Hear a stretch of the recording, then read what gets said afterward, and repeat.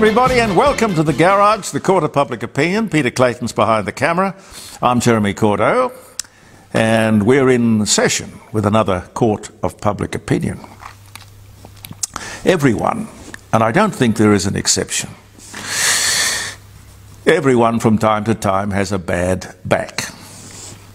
Lots of bad back stories. I think it comes from the fact that maybe we're not meant to be on our hind legs. Maybe we're probably meant to be walking around dragging our knuckles on four. Anyway, the reason I bring it up, Professor Mark Hancock from Sydney University Health Sciences Department, he has discovered a remarkably simple remedy. I wish I had known about it last week. We will hopefully have him on the program on Friday to tell us. So if you know anyone who's got a bad back, or you have a bad back, the professor will tell us how to fix it simply and quickly. When you see a commercial for an electric car, and there are lots of them, oh, they're keen to sell them. Oh, well, they are being dumped in Australia, hand over fist. But when you see one of those commercials, ask yourself, what is the problem they're trying to fix? And what does buying an electric car do to fix it? And why should you pay for all this nonsense? I don't know. I don't know. We'll have more to say about electric cars. The Liberals' nuclear power policy is arguably right. I don't know what you think, but I think we should be talking about it, debating it. Lots of unanswered questions coming from their policy. The theory being, I understand, that Peter Dutton says we'll feed out the policy in bite-sized pieces. We won't swamp the place with too much information. I don't think that's a good idea. We can handle it.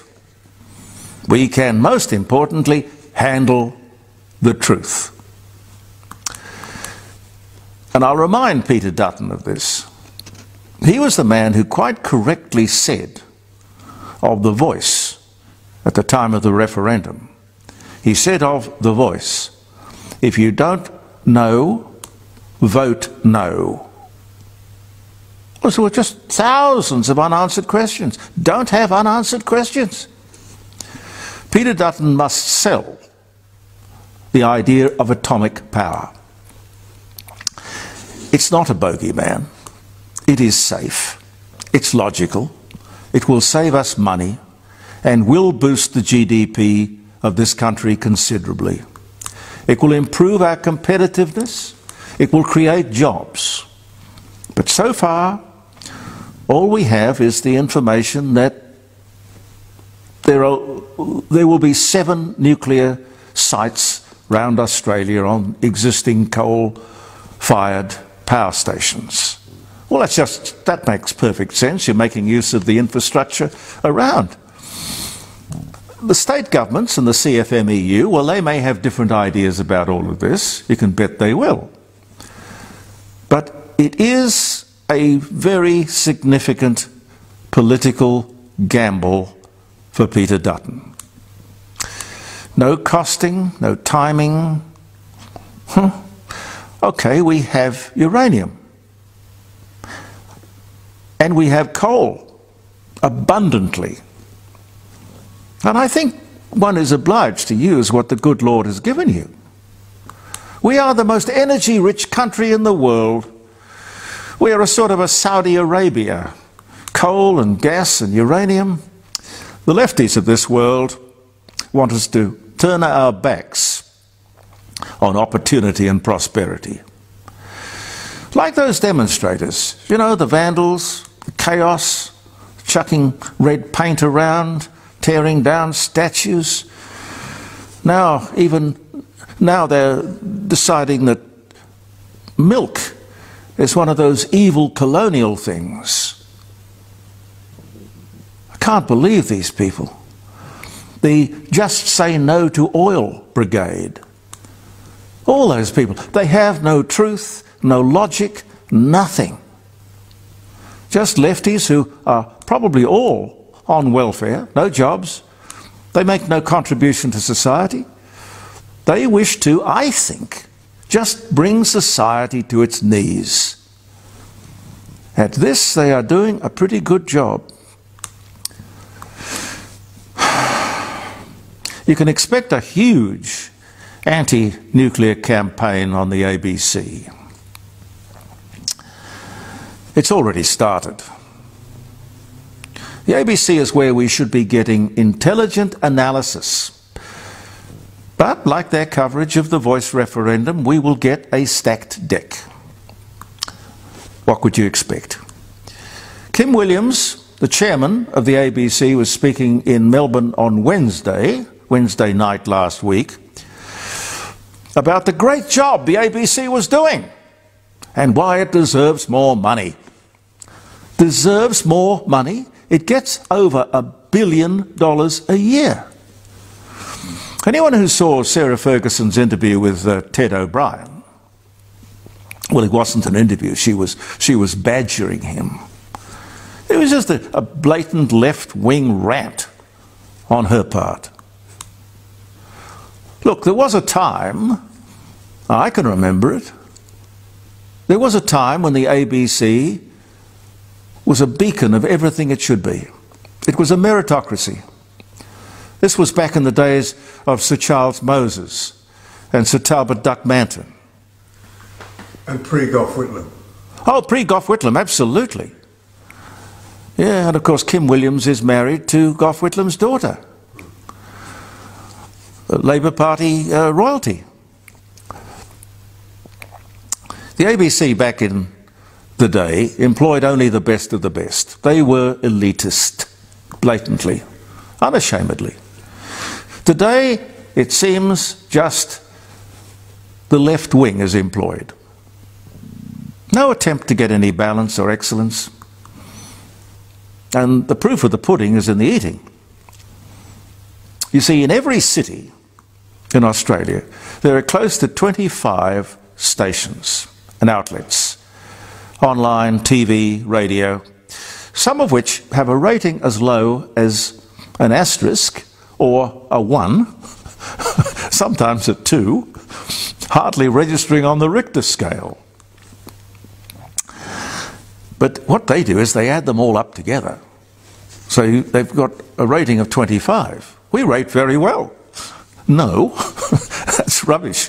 That's not how it works. Here in Adelaide you can see it very clearly. You can see it as clear as day. We don't have a successful talk radio station on the commercial band, unlike most cities in Australia. So the way was clear for the ABC to be the #1 station in the state. In other words, the audience is there, but there is nowhere for it to go. There isn't a 3AW, a 2GB, a 4BC, a 6PR. Now that is largely why we started jeremycordeaux.com. And slowly, using word of mouth, we are building it up, little by little by little by little. We don't have any big advertising campaign or anything. There is certainly a niche, an opportunity for talk radio, opinion. You know, not one-sided. Admittedly, I have my opinions, but I welcome and I talk to people with all kinds of opinions. I'll bet you won't hear this guy on the ABC, a man with great knowledge and experience.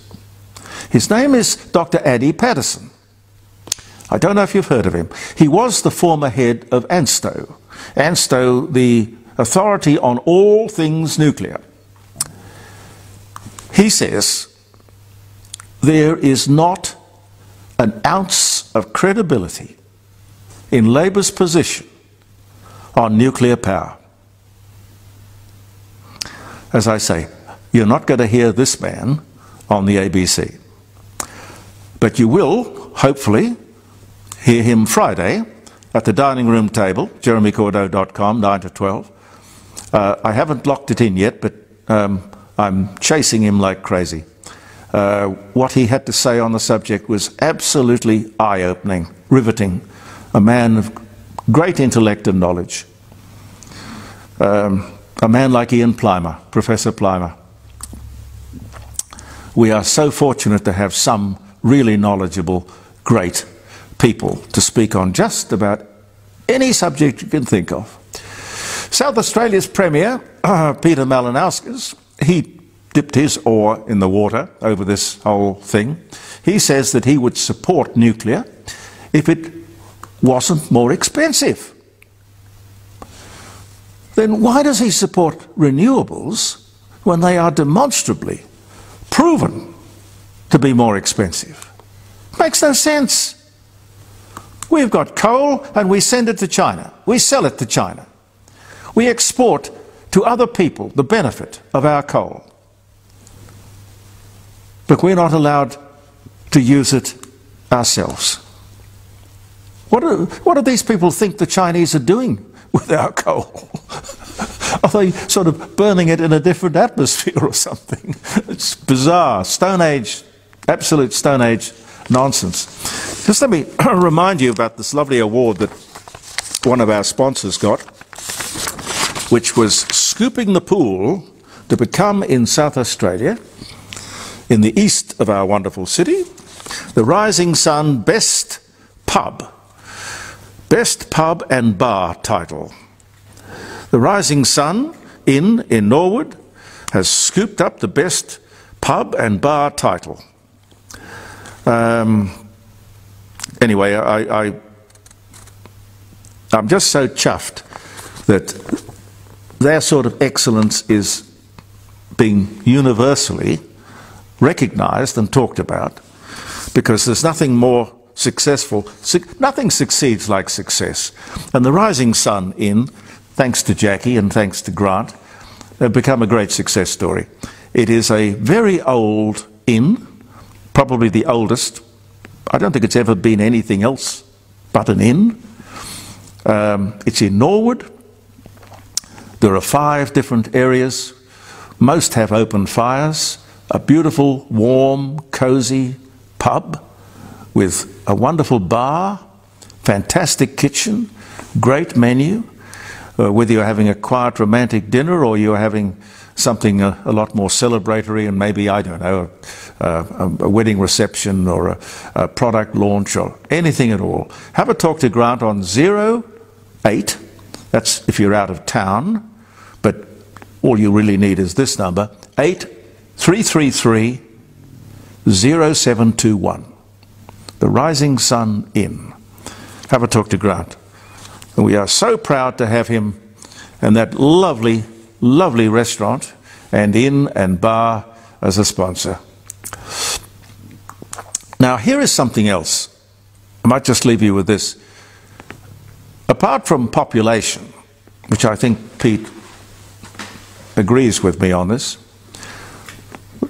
problems facing the world, population is a big one.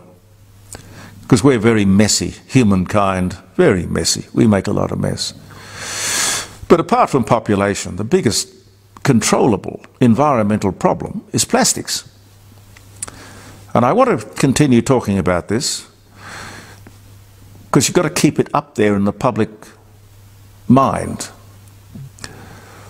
Why don't the eco-warriors, the Extinction Rebellion people, the Just Say No to Oil people, the Free Palestine crowd, why don't they come out and protest against the plastics industry? Not in general, because plastics, of course, plastics have a place. But the wasteful, disposable plastics, killing fish, polluting oceans, God, what a much better cause is this one. Where would you start, though? Plastics. Well, packaging, Jeremy. Packaging, absolutely right. We don't need the packaging. We didn't have the packaging. Take a paper bag. You don't God. Yes. Well, I remember you go to the grocer. When I was growing up, you went to the grocer and most everything you got was either wrapped in butcher's paper or it was wrapped in paper of one kind or another. And you took it home in your string bag or your brown paper bag We don't need the packaging. One thing I want to talk to you about, perhaps we need a really good commercial to fire up people about the evils of disposable plastics. I'd like to ask you on Friday about the most effective, most memorable commercial you've ever seen. Commercials are very influential. There are a lot of them. A good subject for Friday. I remember, I don't know about you, Pete, but I remember that Not Happy Jan commercial. Good one, yes. That was good. Can you think of one? Oh, yes, I can. the tab ad with Elle Macpherson. Oh, the tab ad with Elle Macpherson. Yes. I remember the one with Sikkim Rex, where the ants were climbing up. I don't know what it was an ad for. I just remember the girl. I thought that free for free was quite... Free for free? Free for free, I forget what they're advertising, so perhaps it wasn't free for free. 3 for free, or whatever they said, yeah. Yeah, I like Things Go Better with Coca-Cola. They've always... Things go better with Coke. Spent an awful lot of money. You know Coke invented Christmas? Christmas, the Father Christmas, the red and the green and all of that was the invention of an advertising agency for Coca-Cola. I didn't know that. It's a great story. Make a movie about that. 2,000 building companies have gone into bankruptcy or receivership. That's only in the last 12 months. I don't know what's going on there. You might like to make a comment on that on Friday. And I'll leave you with this. A major warning by the fire people, the fire brigade people, because they have to deal with these fires. There was another one in Melbourne on Sunday night. The MFS on Wednesday have issued a warning officially of the dangers of lithium-ion batteries and the fires they cause. Thousands of them in all sorts of appliances, of course, are everywhere. They're endemic. Ubiquitous, I think they call it. Cars, of course. Talking about things that are disposable. These things are out there, but nobody gives any thought as to how they can be removed from the environment. When will these promoters of battery technology be brought to book?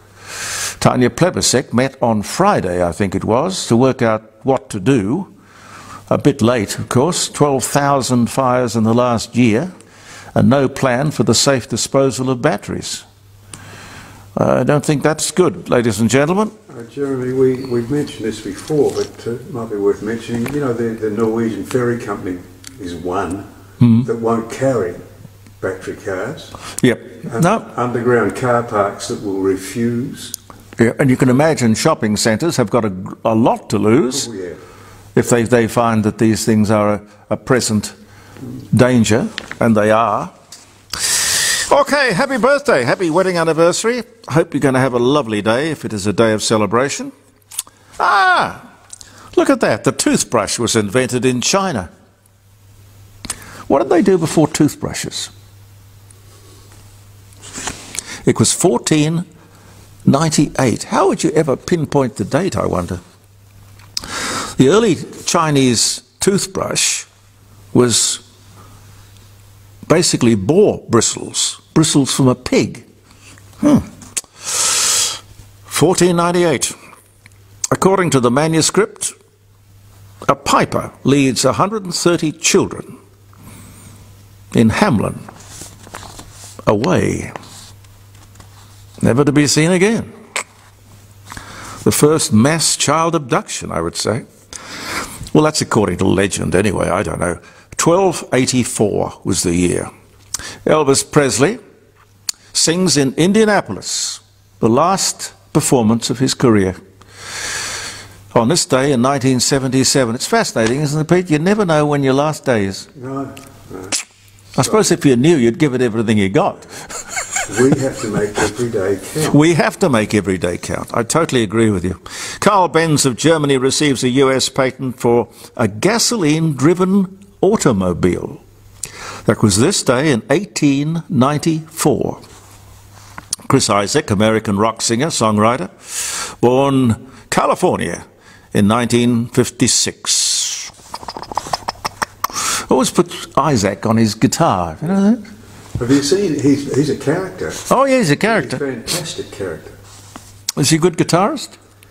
Yeah, well, he is, but I'm not a huge fan of his music. But I like to see him interviewed. He takes over. Character. Hong Kong proclaimed the British Crown colony in 1843. Harry Potter and the Philosopher's Stone, which was the first book in the J.K. Rowling's best-selling series, published on this day in 1997. And I don't know how rich she is, but billions, I think I can safely say. Billions of dollars she's made. God bless her. The United Nations Charter was signed. 50 nations in San Francisco on this day in 1945, and it has been proceeding to the left ever since. I don't know what it was like back in 1945, but it's damn useless now.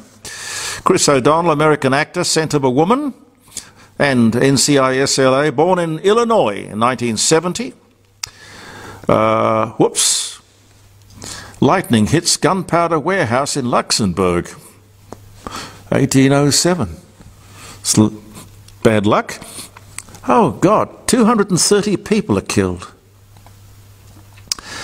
English actress, well, English-American actress, I think it's fair to say, Elizabeth Taylor's 5th divorce from Welsh actor Richard Burton. 10 years marriage, but I don't know whether that's referring to their first or second marriage, because they did do it a couple of times.